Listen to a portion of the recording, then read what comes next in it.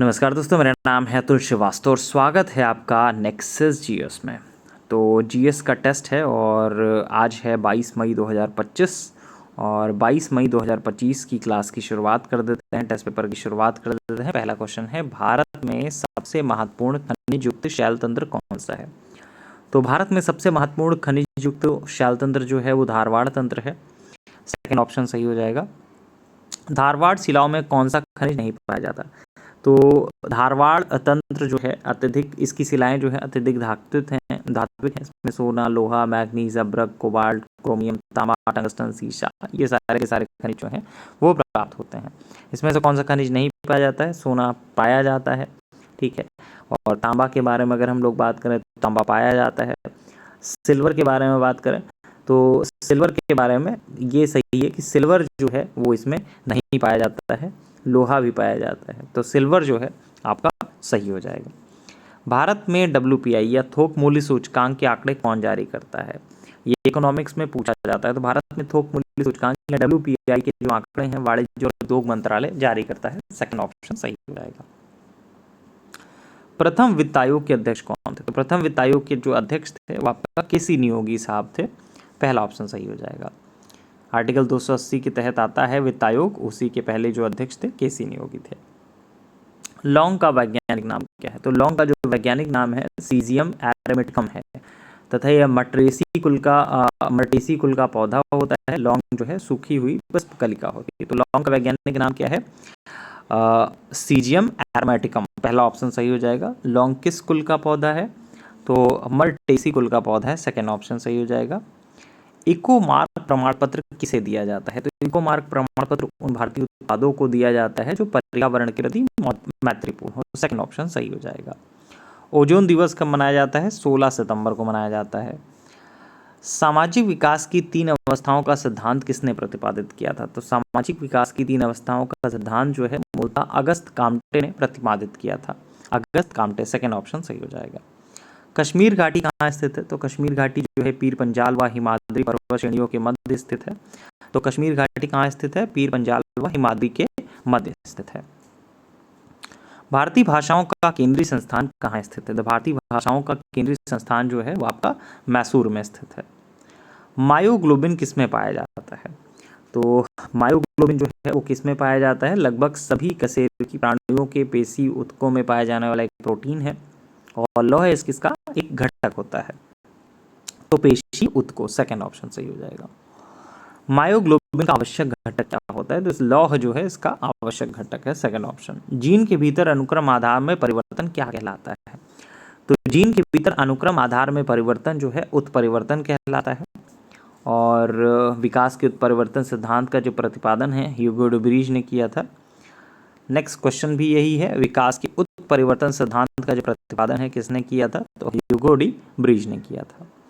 Protein का पाचन कहाँ से प्रारंभ होता है? तो प्रोटीन का पाचन कहाँ से प्रारंभ होता है? मानव शरीर में बहुत सारे स्टार्च आदि का पाचन तो मुख से ही शुरू हो जाता है, लेकिन प्रोटीन का जो पाचन है वो आमाशय से होता है। सेकंड ऑप्शन सही हो जाएगा। पॉलिश किए हुए चावल के उपयोग से कौन सा रोग होता है? तो पॉलिश किए हुए जो चावल होते हैं उससे बेरी बेरी नामक रोग हो जाता है। सेकंड ऑप्शन सही हो जाएगा। कुनैन किस पौधों से प्राप्त किया जाता है? तो सिनकोना जो है उष्णकटिबंधीय तथा सदाबहार पौधा है। कुनैन मलेरिया के उपचार के लिए एक प्रमुख औषधि है जिसे सिनकोना नामक पौधों की छाल से प्राप्त किया जाता है। ये एक आवृतबीजी पादप है या मलेरिया की एक अचूक औषधि कहते हैं इसको। तो कुनैन किस पौधों से प्राप्त की जाती है? सिनकोना से। रक्त में ऑक्सीजन की सांद्रता कम होने पर क्या होता है? देखिए, जब रक्त में ऑक्सीजन की सांद्रता में कमी आती है तो श्वास की जो गति है वो बढ़ जाती है। श्वास की गति बढ़ जाती है। सेकेंड ऑप्शन सही हो जाएगा। सोनार का उपयोग किसके द्वारा किया जाता है? सोनार का उपयोग जो है नौसंचालकों द्वारा किया जाता है। सोनार की सहायता से महासागर में डूबी हुई वस्तुओं की स्थिति जानने के लिए एक उच्च आवृत्ति की पराश्रव्य तरंगे महासागर की गहराई में भेजा जाता है। तो सोनार का जो उपयोग है किसके द्वारा किया जाता है? नौसंचालकों के द्वारा किया जाता है। जौनपुर की स्थापना किसने की थी? देखिए, जौनपुर की जो स्थापना है फिरोज शाह तुगलक ने अपने चचेरे भाई जौना खां या मोहम्मद बिन तुगलक की स्मृति में किया था। जौनपुर को पूर्व का सिराज कहा जाता है तथा जौनपुर का जो अंतिम शासक था वो आपका हुसैन शाह था। तो जौनपुर की स्थापना किसने की थी? फिरोज शाह तुगलक ने की थी। अगले क्वेश्चन के बारे में आ जाता है। जौनपुर को किस नाम से जाना जाता है? पूर्व का सिराज, अभी मैंने बताया इस चीज़ के बारे में। राज तरंगड़ी के लेखक कौन है? तो कल्हड़ हैं राज तरंगड़ी के लेखक। कल्हड़ कृत राज तरंगड़ी में कुल 8 तरंग हैं और राज तरंगड़ी को जोनराज और श्रीवर ने आगे बढ़ाया था। तो राज तरंगड़ी के लेखक कौन है? कल्हड़। औरंगजेब के समय सर्वाधिक हिंदू सेनापति कितने प्रतिशत थे? देखिए एक क्वेश्चन इस तरह से भी पूछा जाता है, कौन सा ऐसा मुगल सेनापति था जिसके समय में सर्वाधिक हिंदू सेनापति थे? तो 33% थे, औरंगजेब का ही समय था। उसको बदल दिया गया, इस तरह से लिख दिया गया कि औरंगजेब के समय जो सर्वाधिक हिंदू सेनापति थे कितने प्रतिशत थे? तो 33% था। सिर्फ खेल होता है वर्डिंग्स का। जो भी पेड क्लासेस में पढ़ रहे हैं उनको ये सारी की सारी चीज़ें क्लास में पढ़ाई गई हैं, उनको इवन याद है। तो जितने भी लोग क्लासेस में पढ़ रहे हैं, जो नेक्सस जीएस से जुड़े हुए हैं, पेड क्लासेस से जुड़े हुए, उनको ये सारी चीज़ें याद है, जो 2-3 महीने से लगातार पढ़ रहे हैं। क्योंकि एक एक चीज़ को कई बार पढ़ाया जाता है, रिवाइज कराया जाता है। जो हमारा मुख्य कार्य है करंट रिलेटेड जीएस को रिवाइज कराना, अपडेट रखना, ये मुख्य कार्य है। और ज़्यादा फोकस जो होता है हमारा रिवीजन पे होता है, उसके साथ साथ कि आपका अपडेट भी चीज़ें होती रहें। तो दोनों ही चीज़ें रहती हैं जिससे कि आप एग्जामिनेशन क्वालिफाई कर रहे हैं। किस सुल्तान ने ब्राह्मणों पर जजिया लगाया था? तो दिल्ली का सुल्तान था फिरोज तुगलक। इसने ब्राह्मणों पर भी जजिया लगाया था और लोक निर्माण विभाग की स्थापना भी फिरोज तुगलक ने की थी। तो किस सुल्तान ने ब्राह्मणों पर जजिया लगाया था? तो फिरोज तुगलक ने। लोक निर्माण विभाग की स्थापना किसने की? फिरोज तुगलक, अभी बताया ही मैंने। गोल्डन धान किसका अच्छा स्रोत है? तो गोल्डन धान जो होता है विटामिन ए का अच्छा स्रोत होता है। सेकंड ऑप्शन सही हो जाएगा। हंटर कमीशन की रिपोर्ट में किस पर जोर दिया गया था? तो हंटर कमीशन की रिपोर्ट में प्राथमिक शिक्षा की विकास पर जोर दिया गया था। सेकंड ऑप्शन सही हो जाएगा। औरंगजेब ने दक्षिण में किस राज्य को 1686 में जीता था? तो गोलकुंडा को जीता था 1686 के आसपास। सॉरी, बीजापुर जो है उसको जीता था 1686 में, और 1687 में गोलकुंडा को जीता था। तो औरंगजेब ने दक्षिण में किस राज्य को 1686 में जीता था? तो बीजापुर को जीता था। 1687 में किसको जीता था? गोलकुंडा का शासक 1687 में कौन था? तो अबुल हसन कुतुब शाह जो था वो आपका गोलकुंडा का निवासी था।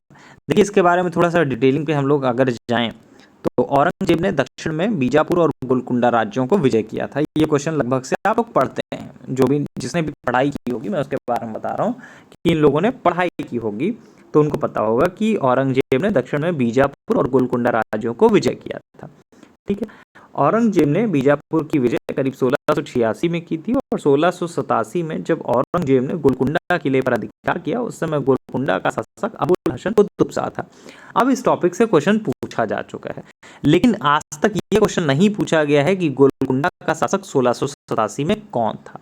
लेकिन जब ये क्वेश्चन पूछा गया था, एक बार ये क्वेश्चन जैसे पूछा गया पीसीएस में आया था कि औरंगजेब ने दक्षिण में किन राज्यों को विजय किया था, तो बीजापुर और गोलकुंडा को किया था। कौन से ईयर में किया गया था ये भी आपको पता था। अब क्वेश्चन ये भी पूछा जा सकता है जो सामने आपके लिखा है क्वेश्चन नंबर 30 कि उस समय गोलकुंडा का शासक कौन था? तो अबुल हसन कुतुब शाह था। देखिए क्वेश्चन बनने का पैटर्न अगर आप पकड़ लेंगे तो एग्जामिनेशन आपका क्वालिफाई होना स्टार्ट हो जाएगा। अगर आप सोचे कि सिर्फ पढ़ाई करने से एग्जामिनेशन क्वालिफाई हो जाएगा तो आज की डेट में इस तरह की चीज़ें नहीं होती हैं कि सिर्फ पढ़ाई करने से आपका एग्जामिनेशन क्वालिफाई हो जाएगा। आपको पता होना चाहिए कि आप जिस एग्जामिनेशन की तैयारी कर रहे हैं उस एग्जामिनेशन को क्रैक कैसे करना है, उसको पास कैसे करना है, कौन कौन से ऐसे तरीके हैं जिससे आप उस एग्जामिनेशन को क्लियर कर सकते हैं, क्या क्या टॉपिक ऐसे हैं जिन टॉपिक पर फोकस करके वहाँ से नंबर ज़्यादा गेन किया जा सकते हैं। जैसे हिस्ट्री अगर आप पढ़ते हैं तो एंशिएंट हिस्ट्री ही पढ़ रहे हैं 3 महीने, तो ऐसा नहीं है। एंशिएंट हिस्ट्री में कौन कौन से ऐसे टॉपिक हैं जहाँ से क्वेश्चन पूछे जाते हैं, किन पोर्शन से ज़्यादा क्वेश्चन पूछे जाते हैं, उन पोर्शन पे आपको फोकस करना होगा, स्पेसिफिक टॉपिक पे फोकस करना होगा। आप देख रहे होंगे अगर डेली आपको 40 क्वेश्चन मैं करवा रहा हूँ तो 40 क्वेश्चन में आप उन्हीं प्रश्नों को देख रहे होंगे जो एक्सपेक्टेड हैं कि हाँ ये पूछे जा सकते हैं। ऐसा नहीं है कि कुछ भी आपको उठा के दे रहे हैं। अकबर कौन से रंग के कपड़े पहनते थे, ठीक है। तो इस तरह के क्वेश्चंस मैं नहीं प्रोवाइड करूंगा कि आपको औरंगजेब जो है किस कलर के कपड़े पहन रहे थे, या फिर उनकी जो भी मतलब उनसे रिलेटेड क्या क्वेश्चन एग्जामिनेशन में पूछा जा सकता है, पूछा गया और पूछा जा सकता है, उसके ऊपर मेरा फोकस रहेगा। आपका जो है एक एक समय कीमती है और मुझे नहीं लगता है कि उस समय को आपको बर्बाद करना चाहिए। ठीक है, तो इतना चीज़ें मैंने इसलिए बताई आप लोगों को कि क्वेश्चन समझने का पैटर्न समझने की कोशिश करिए। ठीक है, ना आपको बहुत ज़्यादा ऊपर जाना है कि आप यूपीएससी लेवल पे चले जाइए, ना आपको नीचे जाना है। ठीक, जिस पैटर्न पे एग्जामिनेशन में क्वेश्चन पूछा जाता है उसी पैटर्न पे आपको फोकस करना है, उसी को आपको अपडेट करके रखना है। जिस पोर्शन से क्वेश्चन पूछे जाते हैं उस पोर्शन को आपको अपडेट करना है। अगर वो चीज़ें आपको नहीं आ रही तो आप हमारा बैच ज्वाइन कर सकते हैं, वहाँ पे सारी की सारी डिटेलिंग जो है आपको प्रोवाइड की जाती हैं। वैसे इसी पूरा जो पीडीएफ है वो आपका पेड बैच में भी प्रोवाइड कर दिया जाता है डेली। चलिए, गोलकुंडा का शासक 1687 में कौन था? तो इसके बारे में अभी हम लोगों ने बात की, अबुल हसन कुतुब शाह था। आर्टिकल 23 और 24 किससे रिलेटेड है? तो ये शोषण के विरुद्ध अधिकार से संबंधित है, बी ऑप्शन सही हो जाएगा।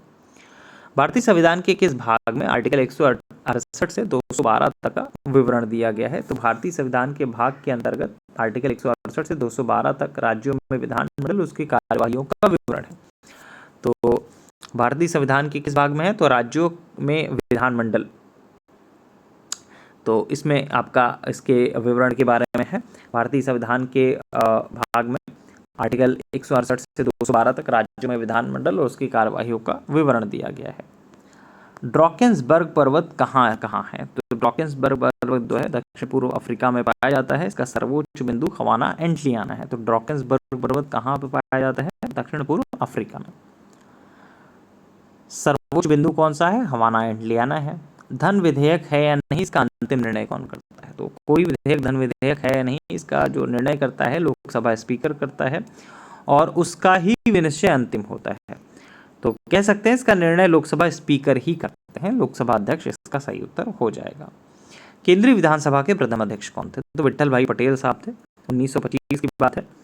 तो केंद्रीय विधानसभा के जो प्रथम अध्यक्ष थे 1925 में राष्ट्रवादी नेता विट्ठल भाई पटेल साहब को चुना गया था। इनका जो कार्यकाल है अगस्त 1925 से अप्रैल 1930 तक रहा था। भारत में जैन समुदाय की जनसंख्या कितनी है? 0.4% है। संभवतः सभी लोगों को याद होगा, कल परसों के टेस्ट में भी मैंने इस क्वेश्चन को उठाया था। नेक्स्ट है, जैन समुदाय की सर्वाधिक जनसंख्या कहाँ रहती है? तो जैन समुदाय की सर्वाधिक जो जनसंख्या है वो नगरीय क्षेत्रों में रहती है। ठीक है, ग्राम्य नगरीकरण के विचार को किस समाजशास्त्री ने विस्तार से बताया था? समाजशास्त्री जीएस घुर्वे थे, जिन्होंने नगरीकरण के विचार को विस्तार से बताया था। लास्ट क्वेश्चन है, सिनकोना किस प्रकार का पौधा है? तो सिनकोना किस प्रकार का पौधा है ये आपको पता होना चाहिए। अच्छा, कमेंट बॉक्स में बताइएगा सिनकोना जो है किस प्रकार का पौधा है। इस क्वेश्चन के ऊपर मैंने चर्चा भी किया था, इसकी डिटेलिंग के बारे में भी बात की थी, इससे रिलेटेड क्या क्या क्वेश्चन पूछे जा सकते हैं। इवन इस क्वेश्चन के बारे में, जब तक ये क्वेश्चन मेरे सामने नहीं आया था, इस क्वेश्चन के बारे में मैंने बताया था कि सिनकोना किस प्रकार का पौधा है। उसके बाद उससे रिलेटेड जो टेस्ट पेपर में क्वेश्चन है उनके बारे में भी मैंने डिस्कस किया था। तो उस टाइम पे तो वो क्वेश्चन नहीं आया, ठीक है, लेकिन अब आया है। तो आपके सामने है सिनकोना किस प्रकार का पौधा है। ये बैक पीछे ना जाने के अलावा अगर आपको याद हो तो कमेंट बॉक्स में करिएगा। वैसे अगर नहीं याद आता है तो वहाँ से देख लीजिए, उसके बाद कमेंट बॉक्स में आंसर करिएगा कि सिनकोना किस प्रकार का पौधा है। क्वेश्चन नंबर 40 में क्या आंसर सही होगा। चलिए, फिलहाल के लिए इतना ही। Thank you so much.